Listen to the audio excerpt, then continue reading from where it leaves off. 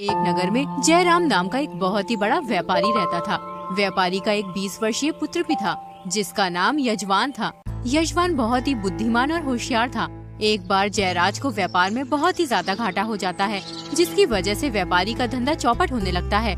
एक दिन व्यापारी बहुत चिंता में होता है तो यजवान अपने पिता को चिंता में देखकर कहता है, पिताजी क्या बात है, आप इतने परेशान क्यों?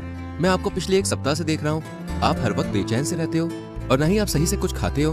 बेटा, व्यापार में घाटा आने की वजह से हमारा कारोबार बंद होने की कगार पर है। मुझे हर वक्त बस यही चिंता सताती रहती है कि अब घर का गुजारा कैसे होगा।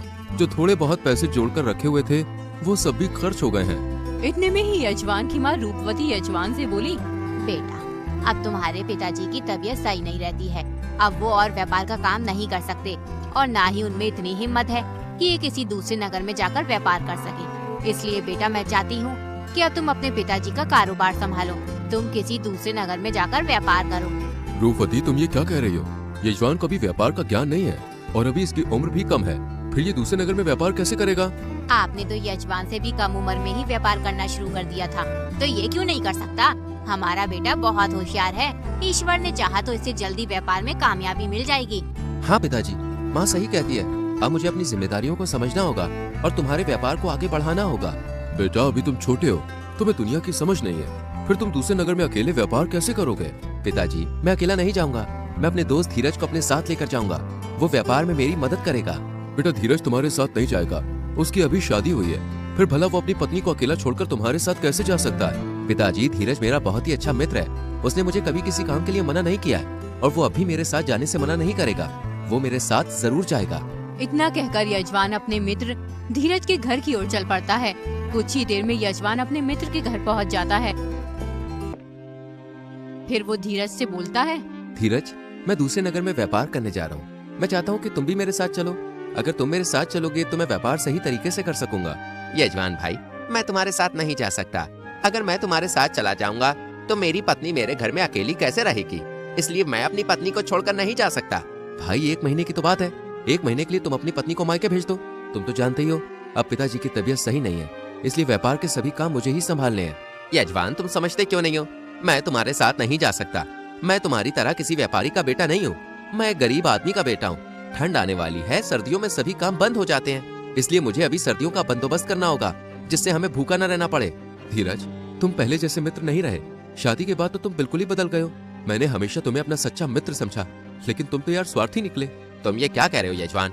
मैं स्वार्थी नहीं हूँ और ना ही मैं बदला हूँ। मेरी मजबूरी को समझने की कोशिश करो। देखो धीरज, अगर तुम मेरे साथ चलोगे तो अपनी कमाई का कुछ हिस्सा मैं तुम्हें दे दूंगा। इससे तुम्हारी कमाई भी हो जाएगी और मुझे अकेले भी नहीं जाना पड़ेगा। अगर तुम इतना कह ही रहे हो तो ठीक है, मैं तुम्हारे साथ चलने के लिए तैयार हूँ, लेकिन तुम्हें अपने व्यापार में जितना भी मुनाफा होगा उसमें से मुझे 20% देना होगा। ठीक है, मैं तुम्हें 20% देने के लिए तैयार हूँ। हम कल सवेरे सवेरे निकलेंगे। इतना कहकर यजमान अपने घर चला जाता है। उसके बाद धीरज अपनी पत्नी से कहता है, भाग्यवान, मैं कल अपने दोस्त यजवान के साथ दूसरे नगर में व्यापार करने जा रहा हूँ। 1 महीने में वापस आ जाऊंगा। मैं चाहता हूँ कि तुम 1 महीने के लिए अपने मायके चली जाओ। धीरज की बात सुनकर उसकी पत्नी नाराज हो गई, लेकिन धीरज ने अपनी पत्नी को मना लिया। उधर यजवान के पिता यजवान को व्यापार करने के लिए 4 सोने के सिक्के देते हैं। बेटा, इन सिक्कों को संभाल कर रखना। जब तुम व्यापार करोगे तो ये सिक्के तुम्हारे बहुत काम आएंगे और तुम्हें किसी भी तरह की परेशानी का सामना नहीं करना पड़ेगा। फिर यजवान की माँ यजवान को एक झोला देती है। उस झोले में खाना होता है। बेटा, इस झोले में खाना है, रास्ते में भूख लगे तो खा लेना। और बेटा, ध्यान से जाना, हमारी दुआएं तुम्हारे साथ हैं। अपना ख्याल रखना। फिर यजवान और धीरज दूसरे नगर में व्यापार करने के लिए चल पड़ते हैं। दोनों दोस्त चलते ही जा रहे थे। चलते चलते उन्होंने बहुत ही लंबा रास्ता तय कर लिया था, इसलिए यजमान बहुत थक जाता है। वो धीरज से कहता है, भाई धीरज, थोड़ी देर आराम कर लेते हैं। मैं बहुत थक चुका हूँ, अब मुझ में चलने की और हिम्मत नहीं है। यजमान, अभी हम रुक नहीं सकते, हमें जल्दी ही दूसरे नगर में पहुँचना होगा। धीरज भाई, अगर तुम रुक नहीं सकते तो मुझे कोई कहानी ही सुना दो जिससे हमारा सफर आसान हो जाए। यजमान, मुझे अभी कोई कहानी याद नहीं आ रही है, लेकिन मैं तुम्हें एक ज्ञान की बात बता सकता हूँ जो तुम्हारे जीवन में बहुत काम आएगी। लेकिन मैं तुम्हें ये बात फ्री में नहीं बता सकता, क्योंकि ये ज्ञान की बात एक सोने के सिक्के से भी ज्यादा कीमती है। ऐसा कैसे हो सकता है कि तुम्हारी एक ज्ञान की बात सोने के सिक्के से भी ज्यादा कीमती हो? क्या तुम एक सोने के सिक्के की कीमत जानते भी हो? एक सोने के सिक्के में तुम्हारा परिवार का 1 साल का गुजारा आराम से हो सकता है। यजमान मेरे दोस्त, मैं जानता हूँ एक सोने के सिक्के की कीमत बहुत ज्यादा होती है, लेकिन तुम्हारा एक सोने का सिक्का मेरे ज्ञान की बात की बराबरी नहीं कर सकता। अच्छा ऐसा है, तो मुझे बताओ वो ज्ञान की बात क्या है? देखो यजमान, जैसा कि मैंने अभी अभी बताया कि मेरी ज्ञान की बात बहुत ही कीमती है, इसलिए मैं तुम्हें ये ज्ञान मुफ्त में नहीं दे सकता हूँ। अगर तुम्हें मेरी ज्ञान की बात सुननी है तो तुम्हें मुझे एक सोने का सिक्का देना होगा। यजमान ने अपनी जेब से एक सोने का सिक्का निकाला और धीरज को दे दिया। धीरज सिक्का लेकर बोला, देखो यजमान, एक से भले दो होते हैं। जब भी तुम किसी सफर पर निकलो तो किसी न किसी को अपने साथ जरूर ले जाना, चाहे वो इंसान हो या जानवर, क्योंकि एक से भले दो होते हैं। धीरज की ये बात सुनकर यजमान को बहुत गुस्सा आया। वो सोचने लगा, इतने कीमती सोने के सिक्के में इतनी मामूली सी बात बताई? इस बात को तो हर कोई जानता है। इसने तो मुझे ठग लिया, लेकिन अब मैं भी क्या कर सकता हूँ? अगर मैंने इससे कुछ कहा तो ये घर वापस चला जाएगा। बेचारा यजमान चुप रहना ही अच्छा समझता है, जबकि धीरज एक सिक्का पाकर बहुत खुश होता है। धीरज के मन में अभी और लालच आ जाता है। वो सोचने लगता है, मुझे अपनी पत्नी की बहुत याद आ रही है। मेरे पास एक सोने का सिक्का तो आ गया, अगर मुझे एक दो सिक्के और मिल जाएं, तो यहीं से मैं अपने घर लौट जाऊंगा। धीरज ये सोच ही रहा था कि यजमान धीरज से कहता है, भाई हम सुबह से चल रहे हैं, अब शरीर में चलने की और हिम्मत नहीं है। हमें अब थोड़ी बहुत देर आराम जरूर कर लेना चाहिए। अभी आराम करना सही नहीं है, हमें बहुत लंबा रास्ता तय करना है। अगर हम आराम करेंगे तो दूसरे नगर पहुंचने में कई दिन का वक्त लगेगा। तो कोई कहानी ही सुना दो जिससे सफर कट जाए। यजमान, मैंने अभी तुम्हें बताया तो था, मेरे पास सुनाने के लिए कोई कहानी नहीं है। मेरे पास केवल ज्ञान की बात है जो बहुत ही बहुमूल्य है। ये ज्ञान की बातें तुम्हारे जीवन में बहुत काम आएंगी, इसलिए अगर तुम एक और ज्ञान की बात सुनना चाहते हो तो तुम्हें मुझे सोने का सिक्का देना होगा, तभी मैं तुम्हें दूसरी ज्ञान की बात बता सकता हूँ। यजमान एक और सोने का सिक्का अपने दोस्त धीरज को दे देता है। फिर धीरज यजमान से कहता है, अब जो मैं तुम्हें ज्ञान की बात बताने जा रहा हूँ वो तुम्हारे जीवन में बहुत काम आएगी, इसलिए मेरी बात थोड़ा ध्यान से सुनना। जब भी तुम किसी अनजान आदमी के घर मेहमान बनकर जाओ और जब वो आदमी तुम्हें खाने के लिए कोई भी चीज दे, तो तुम उस खाने की चीज को खाने से पहले थोड़ा सा किसी जानवर को खाने के लिए डाल देना। लेकिन भाई ऐसा क्यों करना चाहिए? ऐसा इसलिए क्योंकि हमारे बड़े बुजुर्ग कहा करते हैं कि जानवरों को खिलाने से पुण्य मिलता है। धीरज की ये बात सुनकर यजमान को पहले से भी ज्यादा गुस्सा आया, क्योंकि यजमान के साथ धीरज ने 2 बार धोखा कर दिया था।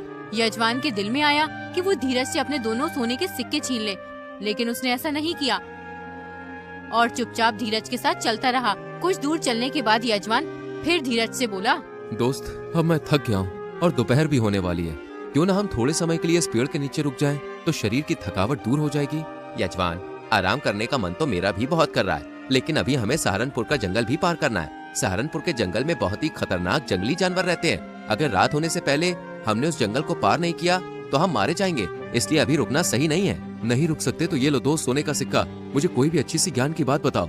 अच्छा तो सुनो, तुम जब भी किसी अनजान व्यक्ति के घर मेहमान बनकर ठहरो और जब वो व्यक्ति सोने के लिए तुम्हारा बिस्तर लगाए, तो तुम उस बिस्तर पर सोने से पहले उस बिस्तर को दोबारा अच्छी तरह से साफ करके बिछाकर सोना। लेकिन धीरज भाई, बिस्तर तो अनजान आदमी ने साफ करके ही बिछाया होगा, फिर मुझे साफ करने की क्या जरूरत है? अरे जरूरत है, क्योंकि जो तुम्हारा बिस्तर लगाए, क्या पता उससे गलती से बिस्तर में कोई सुई या फिर कुछ चुभने वाली वस्तु रह जाए और वो वस्तु तुम्हें चुभ जाए तो बहुत तकलीफ होगी ना भाई। थोड़ी दूर और चलने के बाद यजमान को बहुत थकावट महसूस होने लगी। उसके पैर दर्द से लड़खड़ाने लगे। इसलिए वो धीरज से बोला, धीरज भाई, मेरे पैरों में बहुत दर्द हो रहा है, इसलिए कोई कहानी या ज्ञान की बात सुना दो, सफर आसान हो जाएगा।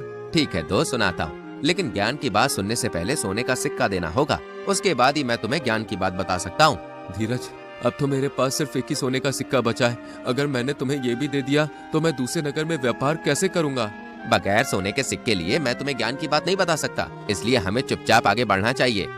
यजमान ने थक हार कर वो आखिरी बचा सोने का सिक्का भी धीरज को दे दिया और बोला, लो भाई, अब ये आखिरी सोने का सिक्का भी तुम्हारा हुआ। अब मुझे ज्ञान की बात बताओ। अच्छा सुनो, तुम्हें जीवन में जब कभी भी लगे कि अब तुम चारों ओर से मुसीबतों से घिर चुके हो और उन मुसीबतों से बाहर निकलने का कोई रास्ता नजर नहीं आ रहा हो, तो तुम उन मुसीबतों के आगे कभी भी हार मत मानना। कोशिश करना उन मुसीबतों से बाहर निकलने के लिए, क्योंकि अगर तुमने मुश्किल समय में भी अपना आत्मविश्वास और हिम्मत नहीं खोई तो तुम निश्चित ही कामयाब हो जाओगे। ये बात सुनकर यजमान आग बबूला हो गया। वो मन ही मन सोचने लगा कि धीरज तो बहुत ही चालाक है, इसने मुझसे चारों सोने के सिक्के ले लिए और कोई भी ऐसी बात नहीं बताई जो मेरे जीवन में काम आ सके। उधर धीरज को भी अपनी पत्नी की बहुत याद आ रही थी। वो सोचता है, अब तो मेरे पास चारों सोने के सिक्के आ गए। इन सिक्कों से मेरा सालों का गुजारा हो जाएगा और मुझे अपनी पत्नी की भी बहुत याद आ रही है। अब मुझे अपने घर चलना चाहिए। देखो यजमान भाई, मैं तो अपने घर जा रहा हूँ। मुझे अपनी पत्नी की बहुत याद आ रही है। उसके बगैर नहीं रह सकता। हो सके तो मुझे माफ कर देना। अब और आगे मैं तुम्हारे साथ नहीं जा सकता।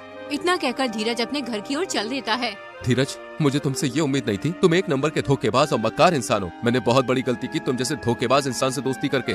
धीरज यजमान की बातों को नजरअंदाज कर देता है और आगे बढ़ जाता है। यजमान दुखी मन से उसे देखता रहता है। यजमान को सबसे बड़ा दुख इस बात का था कि धीरज उससे चारों सोने के सिक्के भी ले गया था। इसलिए अब यजमान के पास कुछ नहीं था। वो कंगाल हो चुका था। अब यजमान सोचने लगता है, मेरे पास तो कुछ भी नहीं है। बगैर सिक्कों के मैं दूसरे नगर में व्यापार कैसे करूंगा? अब मैं वापस अपने घर भी नहीं जा सकता। अगर मैं खाली हाथ घर गया तो पिताजी और माँ मुझे मूर्ख समझेंगे।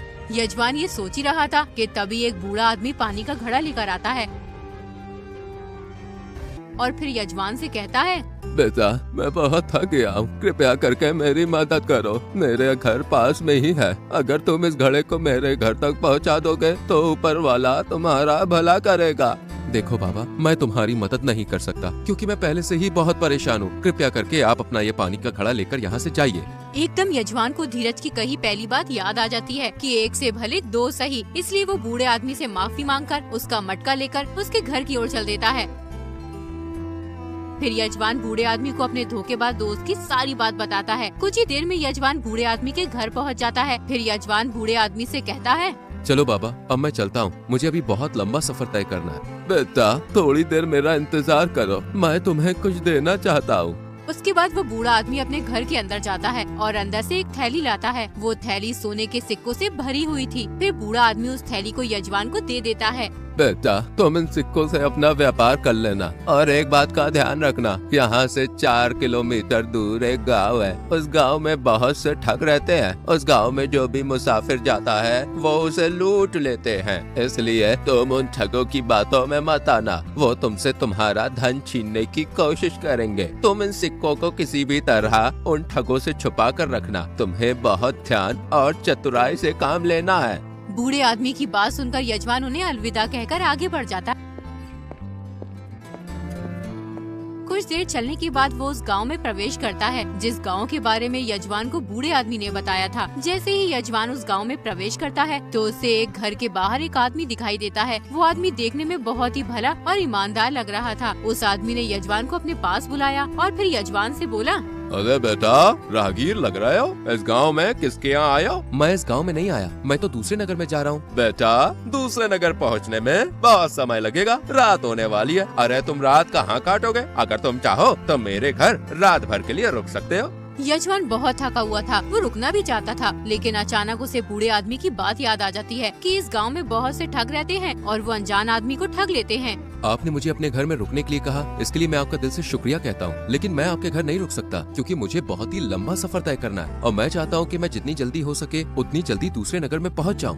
बेटा, मैं तो केवल तुमसे रुकने के लिए कह सकता हूँ। मेरे घर रुकना या ना रुकना ये तुम्हारी मर्जी है। लेकिन बेटा, एक बात ध्यान रखना, इस गांव में बहुत सारे ठग रहते हैं। वो किसी भी राहगीर को लूट लेते हैं, इसलिए जरा ध्यान से जाना। अनजान आदमी की ये बात सुनकर यजमान सोचने लगता है, ये आदमी देखने में बहुत ही भला मालूम होता है। मुझे इसके घर रात भर के लिए रुक जाना चाहिए। सुबह होते ही दूसरे नगर की ओर निकल जाऊंगा मैं। अरे क्या सोच में पड़ गए तुम बेटा? मैं सोच रहा था कि तुम इतना कह रहे हो तो आज रात मैं तुम्हारे घर पे रुक जाता हूँ। कल सवेरे सवेरे निकल जाऊंगा। बेटा, मेरे घर में 2 जवान बेटियां हैं, इसलिए मैं किसी भी अनजान आदमी को अपने घर पे नहीं रोकता। लेकिन तुम देखने में बहुत ही भोले और अच्छे इंसान लगते हो। कहीं तुम्हें इस गाँव में कोई लूट ना ले, इसलिए अपने घर में रुकने के लिए कह दिया था। फिर यजमान उस आदमी के साथ उसके घर में चला जाता है। घर में घुसते ही यजमान की नजर अनजान आदमी की बेटी पर पड़ती है जो बहुत ही खूबसूरत थी। फिर वो अनजान आदमी यजमान से बोला, ये मेरी बेटी है, इसका नाम है शिवांगी। 28 साल की हो चुकी है, लेकिन अभी तक इसकी शादी नहीं हुई है। लोग दहेज मांगते हैं, लेकिन देखो मेरे पास देने के लिए कुछ भी नहीं है। अरे अब तुम ही बताओ, मैं अपनी बेटी की शादी कैसे करूँ?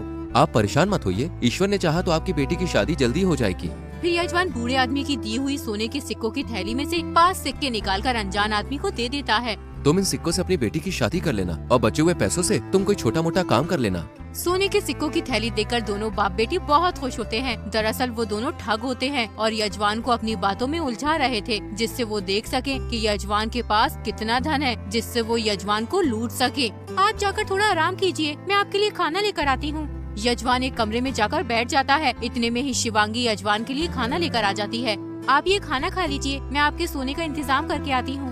यजमान जैसे ही खाना खाने वाला होता है उतने में ही उसे अपने दोस्त धीरज की दूसरी ज्ञान की बात याद आ जाती है कि जब भी तुम किसी अनजान व्यक्ति के यहाँ खाना खाओ तो खुद खाने से पहले थोड़ा सा किसी जानवर को खिला देना। इसलिए यजमान चुपचाप थोड़ा सा खाना लेकर कमरे से बाहर आता है और उस खाने को बकरी को खिला देता है। खाना खाते ही बकरी तड़पने लगती है और फिर मर जाती है। ये देखकर यजमान बहुत डर जाता है। अब यजमान समझ गया था कि वो किसी साधारण आदमी के घर में नहीं है बल्कि एक ठग के घर में है। यजमान जल्दी से अपने कमरे में जाता है और फिर सोचने लगता है, अब इस घर से निकलना मुश्किल ही नहीं बल्कि नामुमकिन है। ये ठग आदमी मेरे सोने के सिक्के छीन लेगा, हो सका तो मुझे मार भी दे। अब मैं क्या करूँ? हाँ, एक काम करता हूँ, इस खाने को छुपा देता हूँ। फिर ठग आदमी की बेटी को लगेगा कि मैंने खाना खा लिया है। फिर यजमान जल्दी से उस बचे हुए खाने को छुपा देता है। उधर वो ठग और उसकी बेटी दूसरे कमरे में बैठे यजमान के मरने का इंतजार कर रहे थे। पिताजी, मैं देख कर आती हूँ कि वो अभी तक मरा है कि नहीं। इतना कहकर शिवांगी यजमान के कमरे में चली जाती है। वो देखती है कि यजमान सही सलामत एक चारपाई पर बैठा हुआ है, इसलिए वो यजमान से कहती है, खाना खा लिया आपने? हाँ जी, मैंने खाना खा लिया है। मैं बस यही पूछने आई थी। मुझे पिताजी ने भेजा था कि मेहमान की खूब खातिरदारी करो। मैं पिताजी को बताकर आती हूँ कि आपने खाना खा लिया है। शिवांगी जल्दी से अपने पिता के पास जाती है। फिर अपने पिता से कहती है, पिताजी, मैंने तो खाने में खूब अच्छी तरीके से जहर मिलाया था, पता नहीं वो मरा क्यों नहीं, पता नहीं किस मिट्टी का बना हुआ है, इतना सारा जहर खाकर भी अभी जिंदा है। कोई बात नहीं बेटी, वो जहर खाकर तो बच गया, लेकिन अब नहीं बचेगा। जाओ, तुम अपनी दूसरी योजना पर काम करो। फिर शिवांगी यजमान के कमरे में जाती है और यजमान से कहती है, आप बहुत थक गए होंगे, मैंने बराबर वाले कमरे में आपका बिस्तर लगा दिया है, आप जाकर सो जाओ। फिर यजमान सोने के लिए बराबर वाले कमरे में चला जाता है। जैसे ही यजमान बिस्तर पर लेटने वाला होता है तो उसे धीरज की तीसरी बात याद आ जाती है कि जब भी किसी अनजान आदमी के घर पर मेहमान बनकर जाओ और जब वो अनजान आदमी तुम्हारे सोने के लिए बिस्तर लगाए तो तुम उस बिस्तर को दोबारा अच्छी तरह से झाड़कर और बिछाकर सोना। यजमान ने जैसे ही बिस्तर को झाड़ने के लिए उठाया तो यजमान ने देखा कि चारपाई पर जगह जगह सुई लगी हुई है जिन पर जहर लगा हुआ है। ये सब देखकर यजमान कांपने लगता है। फिर यजमान सोचने लगा, धीरज सही कहता था, उसकी ज्ञान की बात एक सोने के सिक्के से भी ज्यादा कीमती है। धीरज की वजह से आज मैं 2 बार मरने से बच गया हूँ। मुझे कैसे भी करके यहाँ से निकलना होगा, वरना ये बाप बेटी मेरी जान ले लेंगे। उधर वो दोनों बाप बेटी यजमान के मरने का इंतजार कर रहे थे जिससे वो यजमान के सोने के सिक्कों की थैली ले सके। काफी वक्त बीत जाने के बाद भी यजमान नहीं मरा तो इस बात से दोनों बाप बेटी बहुत परेशान हो जाते हैं। फिर वो अनजान आदमी अपनी छोटी वाली बेटी को बुलाता है और उससे कहता है, देखो बेटे, हमने बड़ी मुश्किल से एक राहगीर को बहकाया है। उसके पास सोने के सिक्कों से भरी हुई थैली है। वो थैली किसी भी तरह हमें लेनी होगी। हम उस राहगीर को मारने के लिए 2 बार जाल बिछा चुके हैं, लेकिन उसने हमारी दोनों योजनाओं को नाकाम कर दिया है और वो अभी तक जिंदा है। इसलिए मैं चाहता हूँ कि तुम उस राहगीर से किसी भी तरह वो सोने के सिक्कों की थैली हासिल करो। उस अनजान आदमी की छोटी बेटी बहुत ज्यादा खूबसूरत थी। उसे जो भी देखता था वो देखता ही रह जाता था। उसका नाम सुमन था। अब सुमन यजमान के कमरे में जाती है। जैसे ही यजमान सुमन को देखता है तो उसे देखता ही रह जाता है। फिर सुमन यजमान से कहती है, अभी तक आप सोई नहीं। मेरी बहन ने आपके लिए कितना सुंदर बिस्तर लगाया है, या फिर कोई और बात है जिसकी वजह से तुम्हें नींद नहीं आ रही है? अच्छा, तो वो तुम्हारी बहन है? फिर तो तुम भी मुझे मारने के लिए आई होगी। तुम्हारी बहन ने मुझे खाने में जहर मिला कर दिया था। अगर मैं खाना बकरी को नहीं खिलाता तो कब के मेरे प्राण चले गए होते। उसके बाद तुम्हारी बहन ने बिस्तर के नीचे जहर की सुई रख दी थी। वो तो मैंने बिस्तर छाड़ लिया, वरना अब तक तो मैं लुढ़क गया होता। आप चिंता मत करो, मैं अपनी बहन की तरह नहीं हूँ। मैं किसी की जान नहीं लेना चाहती। अगर तुम सीधी तरह अपने सोने के सिक्कों की थैली हमें दे दोगे तो हम तुमसे कुछ नहीं कहेंगे। उसके बाद तुम यहाँ से चले जाना। अगर तुमने वो थैली मुझे नहीं दी तो मेरे पिताजी तुम्हारी जान ले लेंगे। इसलिए भलाई इसी में है कि तुम वो थैली हमें दे दो। सुमन की ये बातें सुनकर यजमान बहुत घबरा जाता है। तभी उसे अपने दोस्त धीरज की चौथी ज्ञान की बात याद आती है कि जब तुम किसी मुसीबत में फंसे हो तो उस मुसीबत से बचने के लिए हर तरीका अपना लो। तभी यजमान की नजर एक चाकू पर पड़ती है। वो जल्दी से उस चाकू को उठाकर सुमन की गर्दन पर रख देता है और फिर सुमन से कहता है, अगर तुमने जरा भी हिलने की कोशिश की ना तो तुम्हारी जान चली जाएगी। उतने में ही सुमन का बाप आ जाता है। अपनी बेटी को इस हाल में देखकर वो घबरा जाता है। या तो मुझे सीधी तरह से यहाँ से जाने दो, वरना मैं तुम्हारी इस खूबसूरत बेटी की जान ले लूंगा। तुम्हारी भलाई इसी में, मेरा रास्ता छोड़ दो और मुझे यहाँ से जाने दो। फिर यजमान ठग आदमी के घर से बाहर आ जाता है। जैसे ही वो बाहर आता है सुमन को दरवाजे पर छोड़कर बहुत तेज भागता है। कुछ ही देर में यजमान ठग आदमी के घर से बहुत दूर आ जाता है। उसके बाद यजमान सही सलामत दूसरे नगर में पहुँच जाता है। वहाँ वो खूब धन कमाता है और फिर यजमान अपने माता पिता के पास चला आता है। यजमान के माता पिता को उसकी बहादुरी और बुद्धिमानी पर बहुत गर्व होता है। यजमान की वजह से जयराज का व्यापार पुनः चलने लगता है।